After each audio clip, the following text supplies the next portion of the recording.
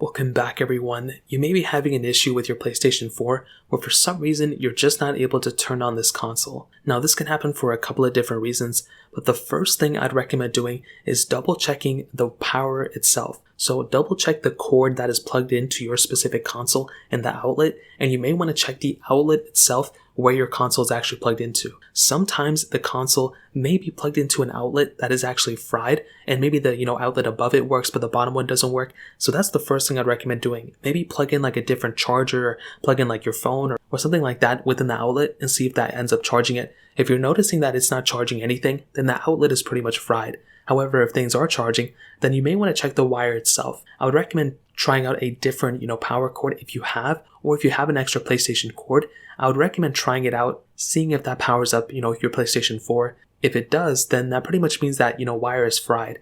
However, if it still doesn't power up your PlayStation 4, I would recommend unplugging everything from your PlayStation 4, just completely unplugging everything and going through and just letting it sit there for a couple of seconds, maybe like 30 seconds, and then plugging everything back into your PlayStation 4, and then I would recommend turning it back on. If your PlayStation 4 turns back on, then it probably just needed to be power cycled, and that's probably it. However, if that still doesn't work, what I would recommend doing is to trying to boot up your PlayStation 4 in safe mode. So what this does is it'll allow you to go ahead and boot your PlayStation up, into safe mode, so you can go ahead and troubleshoot it that way. So what I would recommend doing is plugging your PlayStation 4, putting it all together, holding down the power button until you hear 2 different beeps. And when you hear that second beep, all you need to do is go ahead and let go of your specific, actual PlayStation 4 button you're holding down.